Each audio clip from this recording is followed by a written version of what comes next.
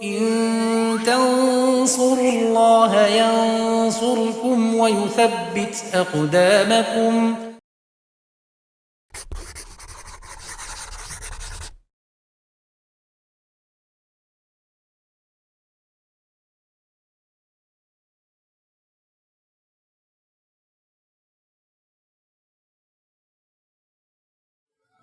Bismillahirrahmanirrahim. Assalamualaikum warahmatullahi wabarakatuh. Alhamdulillah wassalatu wassalamu ala rasulillah wa ala alihi wa sahbihi wa man tabi'ahum bisanin ila yaumiddin, amma ba'd. Ikhwatifillah wa akhwati fiddin, pemirsa Yufid Edu rahimani wa rahimakumullah.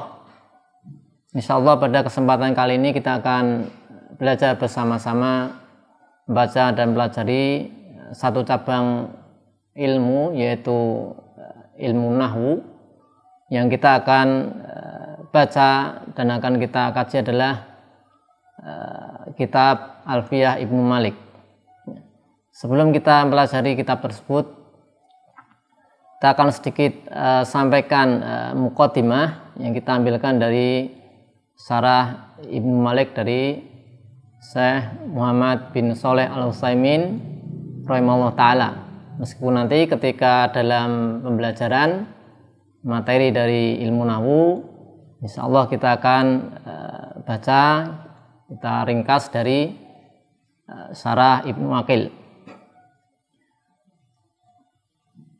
Sebagaimana kita ketahui bahasanya Al-Quran kemudian As-Sunnah, ya, yang merupakan dua panduan pokok dalam agama kita menggunakan bahasa Arab. Allah SWT berfirman di surat Yusuf ayat 2, Inna anzalnahu Qur'anan Arabiyyan la'allakum ta'qilun. Sungguhnya kami turunkan, yaitu berupa Al-Quran dengan berbahasa Arab agar kalian bisa memahaminya. Maka untuk bisa memahami yaitu Al-Quran, di sini hendaklah kita yaitu membekali diri dengan kemampuan ilmu bahasa Arab. Yang ilmu bahasa Arab ini adalah banyak sekali cabangnya, dan di antara cabang ilmu bahasa Arab yang sangat penting adalah ilmu nahwu. Karena dengan ilmu nahwu banyak faedah yang bisa kita dapat untuk membantu memahami Al-Quran dan Sunnah As-Sahihah, juga memahami kalam para ulama dalam mengajarkan ad-din ini. Di antara faedah dari ilmu nahwu bisa kita bacakan untuk kita sebutkan. Yang pertama adalah untuk menjaga lisan, ya, menjaga lisan ketika mengucapkan. Maka seorang ketika mengucapkan dengan ucapan bahasa Arab, ucapan bahasa Arab dengan bahasa yang fasih, yang fusah, yang baku, maka mau tidak mau harus memperhatikan, harus mempelajari ilmu nahwu agar tidak terjadi kekeliruan dalam mengucapkan kalam yang berbahasa Arab.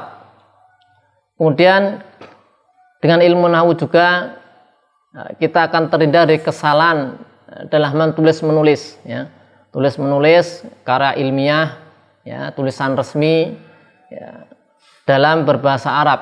Ya. Maka ini sangat penting sekali belajar ilmu nahwu, ya.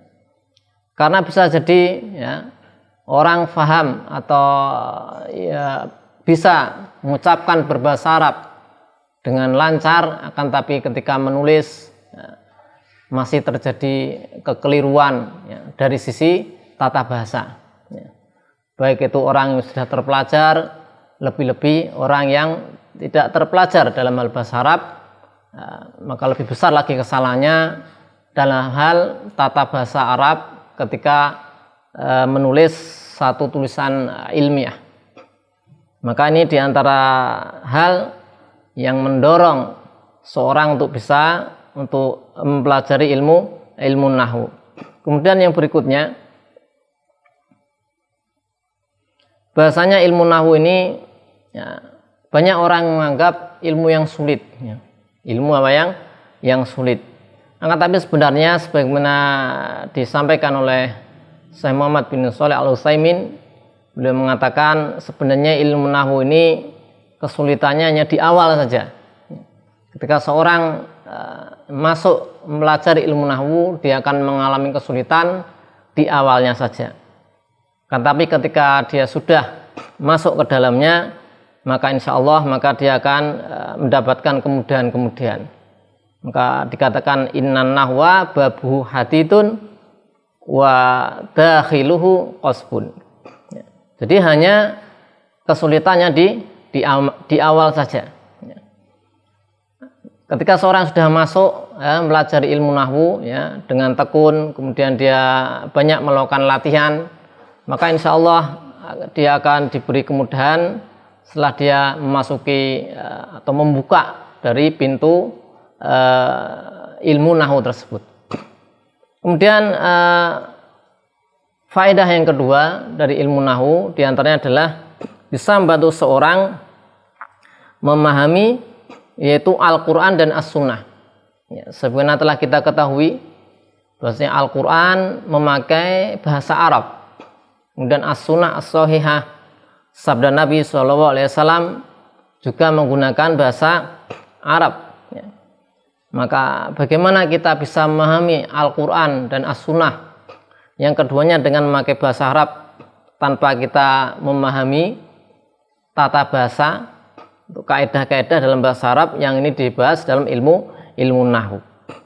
Maka dengan ilmu nahwu kita akan mengetahui susunan kalimat itu, mana fa'ilnya, mana maf'ul bihnya, ya, mana ini mubtada dan mana ini khobar, ini ataf kemana, ini jawab syaratnya mana.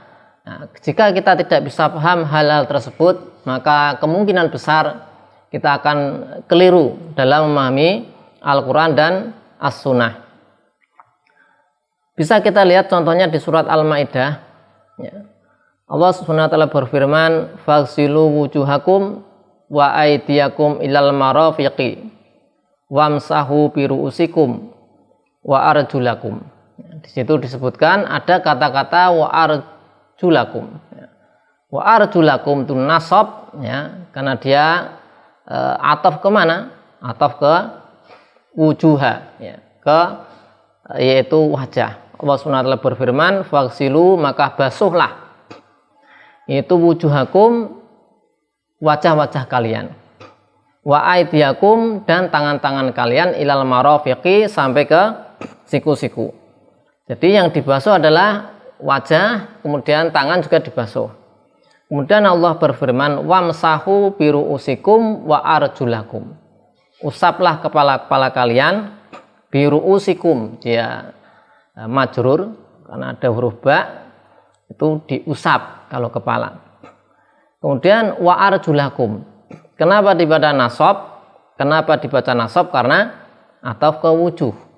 Maka arjul ini jamak dari rijlun, itu kaki dibasuh karena diatafkan ke wujuha, ke muka. Yang muka tadi dibasuh.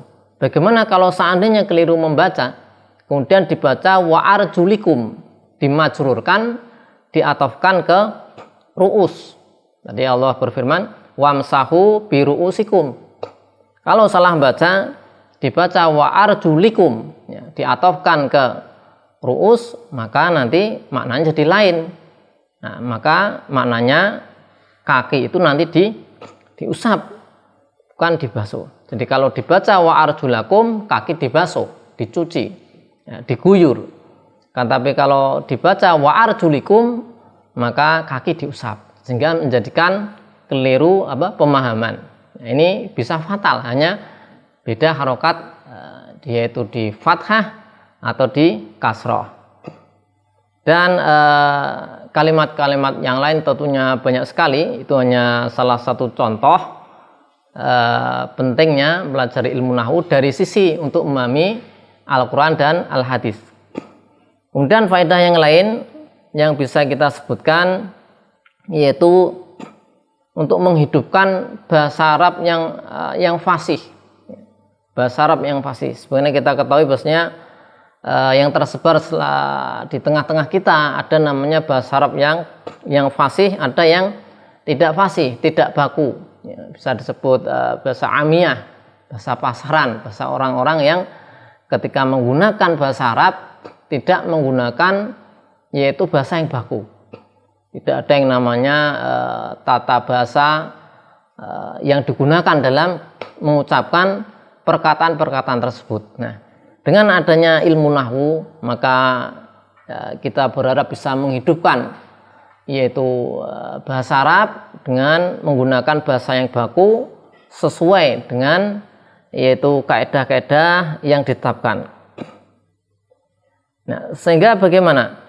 Ketika bahasa Arab yang baku, ya, yang sesuai dengan tata bahasa, sesuai dengan ilmu nahwu ini tersebar di antara kaum muslimin, maka kaum muslimin akan terdidik, ya, terdidik untuk menggunakan bahasa Arab dengan bahasa yang baku dan memudahkan untuk memahami Al-Quran dan Sunnah.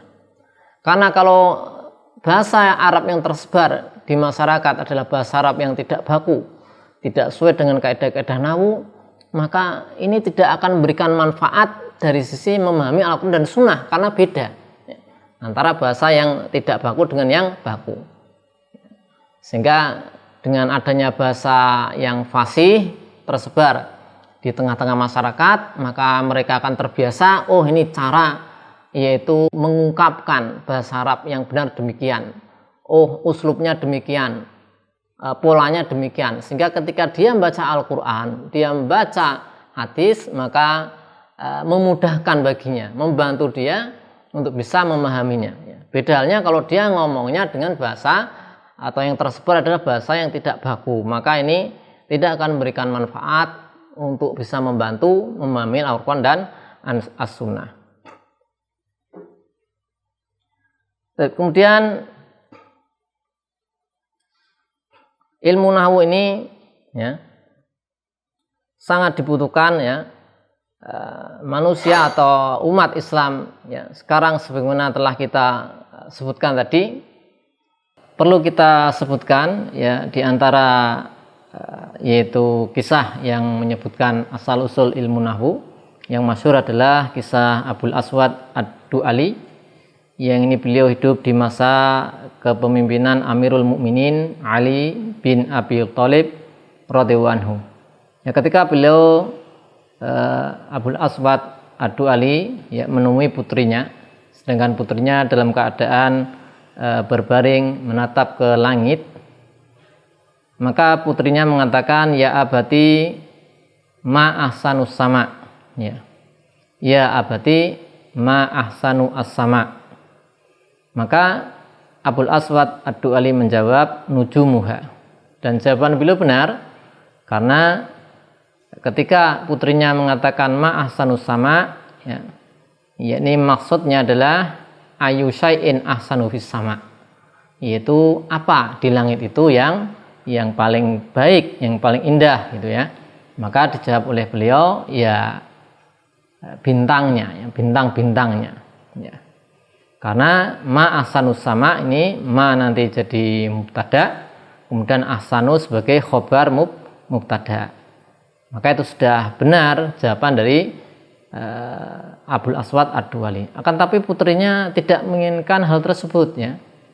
Dia tidak menginginkan hal tersebut. Lastu uridu hadza, ya. Putrinya mengatakan, bukan itu ya bapakku yang saya inginkan. Yang saya inginkan itu saya kagum ya dengan keindahan dari langit ya. Seperti itu. Maka kemudian Abul Aswad Ad-Du'ali mengatakan, ya bunaya idzan faftahi faqi faquli ma ahsanas sama. Ya tadi yang diucapkan oleh putrinya ma ahsanus sama, sehingga ahsanu ya jadi khobar tadi ya rofa dengan dhammah ya, kemudian as-sama samai dia majrur karena mudhaf ilaih. Itu pertanyaan kalau seperti itu ya. Kan tapi kalau di fathah ma ahsana as-samaa, maka nanti menjadi jumlah apa ta'ajub ya, yang kalimat menunjukkan apa kekaguman ya, menjadi jumlah ta'ajub. Ya, inilah yang diinginkan. Jadi bisa kita tulis. Ya, ketika putri Abul Aswad Ad-Duwali pertama kali mengatakan pada bapaknya, dia mengatakan ma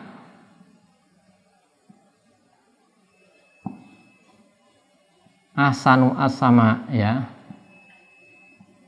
Ini tidomah ya, kasroh. Ya, artinya kalau seperti ini kalimat pertanyaan. Itu di langit apa yang paling indah di langit, yang dijawab oleh Abul Aswad Ad-Duwali, nujumuha ya, nujumuha, yaitu bintang-bintangnya. Ya, padahal beliau putrinya nggak menginginkan itu, maksudnya ingin mengungkapkan betapa indahnya langit. Nah, kalau seperti itu di fathah nanti ya, jadi ma ahsana. Nah, ahsana as-samaa. Ya, nanti menjadi kalimat yang menunjukkan apa, ta'ajub ya, kekaguman, betapa indahnya langitnya. Bisa kita lihat di sini beda harokat ya, ini bisa menyebabkan beda. Ini lihat, ini domah, kemudian ini fathah ya, jadi beda. Ini kasroh, ini fathah.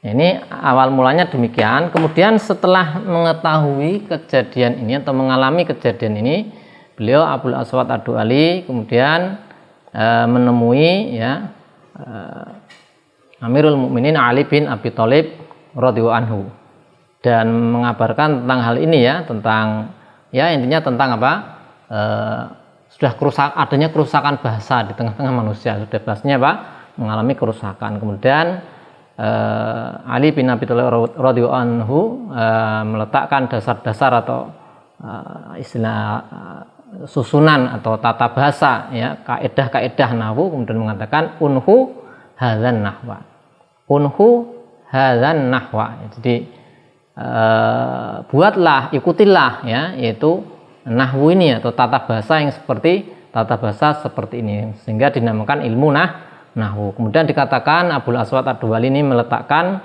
yaitu bab ta'ajub ya, berdasarkan jawaban atau jawaban beliau pada putrinya. Ini sekilas tentang asal usul ilmu nahwu sejak pertama kalinya, dan ilmu nahwu ini beserta ilmu shorof nanti saling melengkapi ya, saling melengkapi. Akan tapi mana yang lebih dibutuhkan antara nahwu dan shorof, ini lebih dibutuhkan ilmu nahwu, karena ilmu nahwu ini kaitannya dengan apa? Dengan perubahan kata ya, yang banyak nanti terjadi perubahan di akhir kalimat atau di kondisi akhir kalimat, akhir dari kata ketika disusun dalam satu jumlah, satu kalimat, sehingga juga menyebabkan perbedaan makna ya. Namun kalau ilmu shorof itu relatif dia ya seperti itu, sebagaimana ya di dalam bahasa ya, terdapat dalam kamus apa yang diucapkan oleh orang Arab ya, seperti itu, tidak berubah. Beda dengan ilmu nahwu, mempengaruhi membahas tentang perubahan akhir dari satu kata. Kalau ilmu shorof tidak demikian. Tapi demikian yang bisa kita sampaikan pada pertemuan kali ini. Semoga bisa bermanfaat. Wassallallahu ala sayyidina Muhammadin wa ala alihi wasallam. Assalamualaikum warahmatullahi wabarakatuh.